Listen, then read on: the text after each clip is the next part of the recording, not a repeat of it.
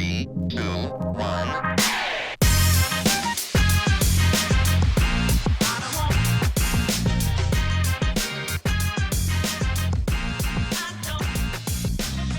What is going on, Southwest? What is going on? It is your man, Brandon Medina. We have your athletic director, Peter Wagner, and this is another episode of Scoreboard, your premier podcast for all SWISD athletics. We have a huge show. We have some big news in soccer. What we thought was going to be a close game ended up being an absolute blowout, and the Southwest Dragons are steamrolling their way into the playoffs. We'll talk about that. Softball is getting going. We also have the always classic Joe Marsh relays. And, of course, we're talking baseball, playoff basketball, and more. Mr. Peter Wagner, how are we doing? I'm doing great. How are you doing, Brandon? I'm doing good, man. I'm doing good. I'm doing a lot better after good old boy Chief Palomo blowing up everybody's phones this morning to make sure we talk about soccer. We will be getting Chief Palomo and your coach, your Southwest Dragon coach, Coach Envato, on the show in about 2 weeks or so to talk about soccer. But overall, something big happened last night. Something Huge. that was not expected. Huge.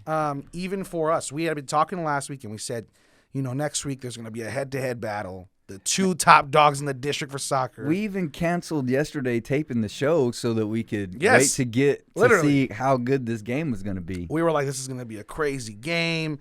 It might go, we might tie. I don't think there's going to be a winner. Hollandale's been so good. Southwest has been so good, both undefeated. 7-0. Quite anticlimactic. Yeah, very much so. 7-0 Southwest Dragons take it. And we talked with Coach Envato a little bit before the show. One of the star players on the squad just came back, and it still has lingering injuries. And you said that you think this team is even better than what they're showing currently. Yeah, I mean, this is the first time, as Coach Romero told us earlier, that they played at 100%. They had one kid that's been gone for a bit, and then Edson's been hurt with a hamstring injury, and so he's one of the best players in the state of Texas. So. Once you get him back, I mean, think about this. We've been going about 80% and beating people 3-4, 5-0. You know what I mean? A testament to coaching and also to the quality of the entire squad, right? And so, pretty amazing. I think that's a great confidence builder for where the Dragons are heading, and one of the top teams in the state of Texas, 5A or 6A and stuff. So it'll be fun to watch as we go into the Fire and Armor Derby that's what I was going to touch on. Friday night. Yeah, absolutely. So we go 7-0 against Hollandale. You now have an absolute stranglehold on the first district place as far as when it comes to goals scored for. You are the number 3 team in San Antonio. Lots of confidence. And now you're going to go in at Legacy on Friday, February 17th. And that's going to be a huge game. Like you said, the derby between the two. Not so much bad blood, of course. They're both brotherhood schools. They're both really excited to play each other. But when it comes to this game, Legacy wants this win 100%. Well, obviously. I mean, Legacy not only needs the win, but they want the win, especially with the confidence that Southwest is coming in with. What do you tell a team like Legacy, who's about to go on against a top-tier squad in the district, in the region, in the state, that just came off of a 7-0 victory to who was tied for the first spot in district? What's kind of your tactic as a coach mindset to get these players ready to battle? Well, I think it's just a matter of there's always that rivalry, what I mean, or those are the guys that right across the street, right? So there's not going to be a whole lot of motivation issues going into that thing, and Legacy's no slouch. I mean, they just tied last night. They tied Eagle Pass 0-0, and Eagle Pass is pretty good. They're one of the top 3 or 4 teams in the district. They played Harlandale extremely close, and Harlandale's in the top 20 in the state in 5A, and so let's not take any credit from them. They're a pretty darn good team, and so I think it's just a matter of how does Southwest come into the game? Are they now overconfident? Is it a trap game? And then what's Legacy doing ready to do and coming in? What's the weather going to be like? Yep. And go from there. They get the early game at 5:30, and the girls play after that. So just going to be an exciting matchup. Yeah, I mean, and again, we're talking about boys soccer right now. Legacy has had 2 ties in a row. They're looking for a win in that win column. As it stands right now, they are 3rd in the standings. A big win against Southwest can boost them. I did not mean at all to take away any credit from Legacy. They have been playing very well. It's just this win would absolutely mean a lot. Well, let's be clear. Southwest is a special team. No, and of course. But I'm saying Legacy right now is very much in the race. Absolutely. But there's about 3 or 4 teams in that race, right? So you have Legacy 3-1-2, Win 3-2-1, and Medina Valley 2-2-2. And then, of course, Harlandale now dropped the first game. It's an open season right now to get going, and this is the best time to get hot. If Legacy beats Southwest, we're gonna have a big show to talk about. that'll be a pretty big upset. Let's be clear, but things can happen. Absolutely. And so with that, Legacy will be playing McCullum next Tuesday. So make sure to check out for that. I know Southwest will be playing Win next Tuesday as well, I believe. I'm making the turn. That we're starting the second half of district. Starting the second half of district, indeed. Both looking good. You have first place for Southwest, 3rd for Legacy. I expect both of those to hold on. And then when it comes to the girls' side, right now Legacy 4th in district, 2-1-3. They of course play their Fire Armor Derby as well on Friday. Southwest Legacy will be at Southwest. And that's not true. Is it so we're different? playing both games together at Legacy on Friday night. Oh, okay. So the boys play at 5:30 and the girls play at 7:15 or something like that, 7:30. And so big win for the Lady Titans last night. You know, they're one at one point. I think they're 1-1-3 or something like that. Like all kinds of ties. And so it came out. Not only did they win, it was like the Dragon Boys put a whooping on them, and 10-2 and everything. So I mean, we had one girl scored six goals and everything in a game. What do you call that? A double hat trick? I don't know what that is, but 100%. A big shout out to all of our incredible Titan girls soccer team. Carissa Kirksey, sophomores who scored those 6 goals. There you go. Yep. I mean, that's just you listen. I hope your parents treat you to a very nice. I don't know that I know you didn't score 6 points in basketball, dude. You're talking. Are you kidding me? They call me the LaMarcus Aldridge of my generation in San Antonio. So your knees hurt? 100%. That's what it was. I was LaMarcus Aldridge with Greg Oden knees. But the Legacy Titan girls team right now is sitting at 4th, but it is a close race. And again, very similar to what we're already seeing on the boys' side. You're seeing on this side. Southwest is number 1, 5-0-1. Medina Valley is 5-1. Harlandale 3-2-1, and Legacy is at 2-1-3 with McCullum behind them 2-2-1. So the next 2 games for Legacy are going to be very, very important for the girls' side, right? If you get a win against Southwest, you're going to be absolutely, tooth and nail crawling to get that win. And if you can, incredible. But then you have McCullum on that roundabout, and they're fighting for your spot and a spot higher. So this is going to be, as we wind down this regular season, going into the playoffs, soccer is definitely going to be a sport you keep an eye on. And if you can make it out to a game, please do and go support these student athletes. But Legacy specifically has a really interesting opportunity to turn up the heat and get hot and get a run going late. Yeah, I mean, I think just to make it easy, we're in a position to repeat what we did last year with all 4 programs making the playoffs, and that's what we want to do. I think that's a pretty good way to put a bow on it. Moving into Friday night when the 2 teams play each other. I do want to put a plug in real quick, and might be a little bit negative, but in the stands for our fans, we need to understand that there is a serious official shortage, and we need to do a better job as fans, as parents, as everybody in how we conduct ourselves in the stands. And we need to understand that if we don't have officials, we don't have games, and so we have total control of how we do it. And I just want to say we need to start really being focused on, if we don't have anything nice to say, don't say anything at all. And there's going to be, if it's got to get better, or we're going to have to take more action in how we make it better. And so really want to encourage our fans and our coaches and our kids is how we conduct ourselves on the field, and how and especially our fans, how we choose to voice our opinions. That, quite honestly, our opinions as fans don't really matter a whole lot. And so all we're doing is making it worse for everybody else. So let's be positive. Keep it classy, Southwest. Absolutely. And so with that, can you talk to us a little bit now, switching gears, Coach? Basketball going into the playoff season, what are we looking at as far as games? What are you expecting? And then what are you hearing from coaches on what the game plan kind of is going into playoffs? So let's start with just the facts, right? Southwest was the 4 seed. They're going to play Alamo Heights. We play them on Tuesday night at 6:30 at Southwest. Coach Stewart won about 3 out of 5 flips and stuff. So we did well on trying to get all the things right to put us in a good position to win. Alamo Heights is good, and the Dragons are talented. It's going to take a pretty big effort and things like that. But I mean, and it's kind of like the NCAA tournament, right?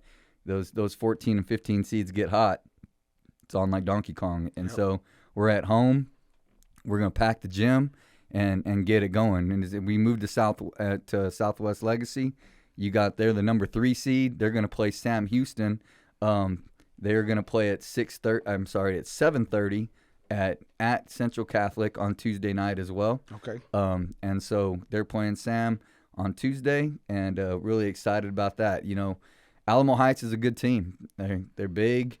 They can get after it. You know what I mean? When they play a lot of club ball over there. It's always after extracurriculars, and yeah. they're always getting better. But obviously, we as a district are moving in that direction as well, and providing those opportunities for student athletes. Yeah, and we're gonna be able to play with them. I think it's gonna be a matter of how disciplined we play and things like that with the Dragons at the Southwest Legacy. It's a matter of I was talking to Coach Abbott. It's really a matter how well we shoot the ball and how we can get Sam Houston out of their game a little bit. They got some big kids, but they may be a little undisciplined here and there, and so how we can take advantage of that is going to be important and everything. So, it's been a long time since we've won a playoff basketball game in boys basketball. So it'll be an exciting time on Tuesday night. I hope everybody comes out. Absolutely, and so. We want to wish the best of luck to all of our basketball playoff squads. We want to wish the best of luck to our student athletes. But on the flip side of that, we have a lot of sports just starting to get ready to get going, starting to get warming up, and new seasons are starting next week, especially when it comes to baseball. But softball specifically, as we're recording this podcast, is probably warming up for a big tournament today and moving into the weekend. So talk to us about softball and kind of your expectations. Obviously, a storied program for both sides getting going. And then, of course, Southwest and Legacy both looking to make big runs, both very talented. I had the opportunity to talk to a few of the Southwest girls softball team yesterday. We did a video with SWISD TV. Very good leadership on the senior side. What's kind of your expectation, and what are you hearing from coaches on both sides of what their expectation is? So right now the Lady Dragons are literally on the road to Houston to play in the Rosenberg tournament. I think they play at noon. They play Leander or Cedar Park Vista Ridge today later on too, and then the Titans play Kennedy at Northside and today at 11. But a big win for the Lady Dragons on Tuesday. They beat Clemens, which is supposed to be a pretty good team. Coming off of a rebuilding year last year where they just missed the playoffs for the first time in a while, and then they came back, had a huge inning against a good team in Clemens. Here at home, Marina Garza hit a 3-run bomb, had a 6-run 5th or 6th inning, came back to win 10-8. Against a good team, and so lots of confidence going into this week to their trip on the road, and then next week we got the Southwest ISD tournament here at home, and so big deal, lots of confidence for the Dragons going into it and everything. I think the Lady Dragons are pretty excited about what's going on there, led by Casey Kuntz, Angelina Morales, 2 seniors that have been there for a while, seen a lot of success and ready to rebuild that. On the Titans side, it's a matter of playing Kennedy today. Should be a game where we're going to be able to get after it, maybe get a W, things like that, and then compete throughout the weekend and get ready as well for next week and stuff. So pretty excited about softball. Awesome. Yeah, no. I think as a district, we're excited about softball. Like you said, rebuilding year a little bit last year for Southwest. Legacy still in the hunt this year, of course. It's going to be a fun year, and with that, obviously, baseball is just getting going too. So baseball is going to start next week. Is that correct? Baseball's first actual game is next week, and then so we'll do that. They'll go to a couple of different tournaments outside the district, and then our Southwest ISD tournament is that first week of March. Gotcha. So they're just we'll have more to talk about with those guys as we go. I know both squads are pretty excited about their defense, making sure the bats come along and stuff. And we got one working on a second good arm at young pitchers at Legacy, and got a couple of good arms at Southwest. So, if you can stop people from scoring, you can win a lot of games. It's true. You know what I mean? So that's what you're in control of right there. So we work from there. All righty, sounds good. And then finally, before we get going, I know you wanted to talk about a very special event that's been close to this community for a long time, is the Joe Marsh Relays, which will be happening. Is that today? That's today in the middle of the wind and cold, because we can't seem to ever get the nice warm weather on the day of the. If it's going to be the Joe Marsh Dragon Relays, it's going to be windy and cold, it seems like. That's what it seems like. So talk to us about the importance of this relays, and then who's participating and what are you expecting? So we got both of our schools. We got some schools. We got Flower Bluff coming in, who are led by a couple of former Southwest athletes, and Clint Elwood nice. And Chris Guidry and everything. They'll be coming down to bring their crew. And then we'll have a special guest coming today too, and Maddie Fay, who's one of currently the top female thrower in the nation. We have East Central coming, who also brings over one of the top male throwers in the nation. So if you want to come watch some serious shot putting and discus throwing, I mean, it's legit and everything. But for our teams, it's a matter at most teams, it's a matter of just getting everybody on the track, getting into shape and staying healthy, and working on things as you move. It's the first one, so it's just you're just getting started in a long race. So pretty excited about those things. All righty, now that we've kind of run through things, Coach, as we're going into playoffs for a few sports and then just starting another few sports, how do you think the year's going for SWISD as a whole before we get out of here?